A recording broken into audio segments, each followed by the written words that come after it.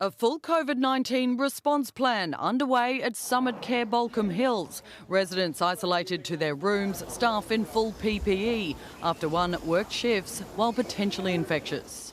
We started ringing the families about 4:30 this morning and advising them of the situation. 149 residents inside the home will now be tested every 48 hours. All but 6 have already had 2 doses of the Pfizer vaccine.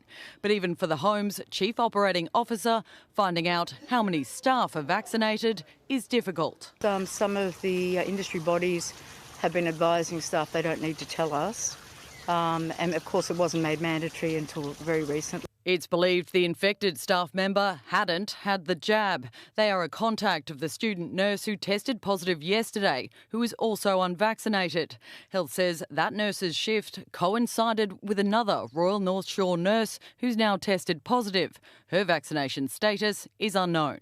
That healthcare worker pleasingly had not worked whilst infectious.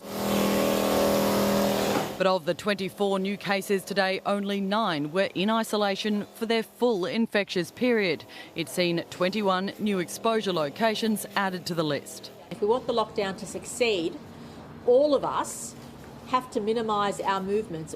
One reason you can leave home to get vaccinated. Massive lines again today at the State Hub. And it just fills up. It's like booking the grand final tickets. It's really hard to get another one. But soon there will be 3 more. The first to come online will be in the heart of the CBD in Pitt Street in just 2 weeks.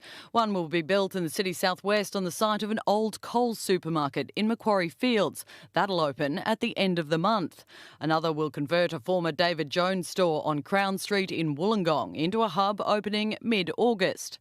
Adding to the centre being built inside the old Bunnings site in Lake Macquarie to open in a couple of weeks. Once these centres are up and running, that New South Wales Health will be able to administer up to 200,000 vaccines a week. Lending a hand, 22 pharmacies in regional areas will begin administering the AstraZeneca jab from July 19th. Just to give you an indication of the scale of the task ahead, at this hub at Homebush they did 7,500 vaccines yesterday. At all of New South Wales Health's vaccination hubs combined, it's around 110,000 vaccines a week.